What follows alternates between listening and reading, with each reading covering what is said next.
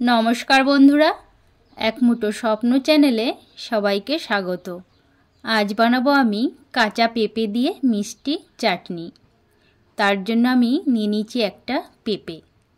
পেঁপেটা ভালো করে ধুয়ে নিয়েছি কারণ গাছ থেকে সদ্য পাড়া তাই কষ ছিল খুব।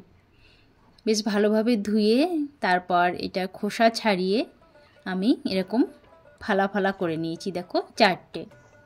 এতে ঘষা মেশিনে যে ঘষবো বেশ সুবিধা হবে। ছোটো ছোটো ফালা করে নিয়েছি। এবার যে পেঁয়াজ ঘষা মেশিনগুলো থাকে ওটাতে আমি ভালো করে একদম মিহিভাবে সম্পূর্ণ পেঁপেটাকে আমি ঘষে নেব।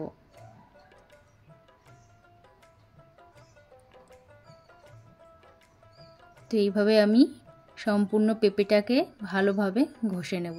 আগে কিন্তু প্রায় অনুষ্ঠান বাড়িতে এই চাটনিটা কিন্তু দেয়া হতো, এখন আর এটা বেশি দেখা যায় না। তো আমি দেখো সম্পূর্ণটাই এইভাবে আমি ঘষে নিয়েছি আর একদম মিহিভাবে।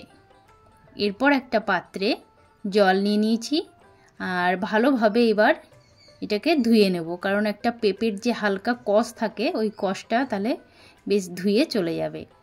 তাই ভালো করে জলটা দিয়ে আমি ভালো করে ধুয়ে নেব। তারপর একটা ছোট্ট ঝুড়িতে জল ঝরিয়ে নেব বেশ ভালোভাবে।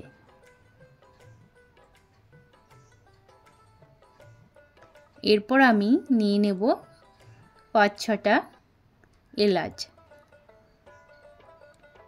এলাচগুলোকে বেশ গুঁড়ো করব না, একটু হালকা ছিঁড়ে ছিঁড়ে নিয়ে নেব। একটা কড়াইতে বড় কাপের ১ কাপ জল দিয়ে দেব। তারপর এলাচগুলো দিয়ে দেব।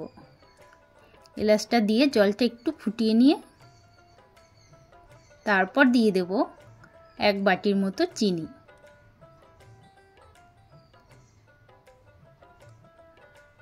চিনিটাকে বেশ ভালোভাবে আমি ফুটিয়ে নেব। এরপর আমি তৈরি করে নেব একটা চিনির শিরা। চিনির শিরাটা তৈরি করে নিয়ে এতে আমি দিয়ে দেব ঘষে রাখা পেঁপেগুলোকে।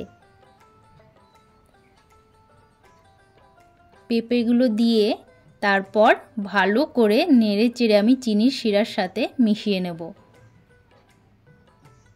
তারপর একদম সেভ করে এরকম ঠেসে ঠেসে রেখে দেব।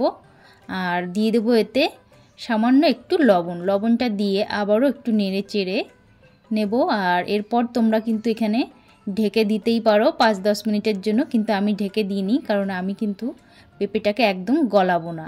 আর ঢেকে দিলে কিন্তু পেঁপেটা একটু গলে যায়। তো দেখো সুন্দর জলটা কিন্তু টেনে গেছে।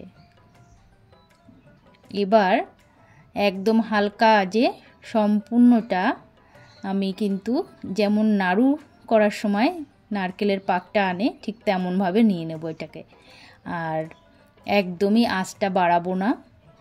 তো দেখো এইভাবে কিন্তু নাড়তে নাড়তে একদম একটা আঠালো ভাব চলে আসবে, তখন আমি এটাকে নামিয়ে নেব। তো একদম সহজভাবে কিন্তু আজকে বানানো হয়ে গেল কাঁচা পেঁপে দিয়ে মিষ্টি চাটনি, যেটা অনুষ্ঠান বাড়িতে আমরা প্রায় খেয়ে থাকি। আর এইভাবে কিন্তু বানিয়ে একটা কাচের বয়মে ভরে রেখে দিলে কিন্তু অনেক দিন থাকে। মাঝে মধ্যে আমাদের প্রায় মিষ্টি খেতে ইচ্ছে করে খাওয়ার পর, তখন কিন্তু বেশ খাওয়া যেতেই পারে। তো এইভাবে বানিয়ে একটা কাচের বয়মে ভরে রেখে দিলে অনেক দিন থাকবে, রেখে দিতেই পারো। তো আমার এই রেসিপিটা আজকে তোমাদের কার কার ভালো লাগলো, যদি ভালো লেগে থাকে তাহলে একটা লাইক কমেন্ট অবশ্যই করবে। আর ভালো থাকবে সবাই, সুস্থ থাকবে। আবার দেখা হবে অন্য কোনো রেসিপি নিয়ে। টাটা।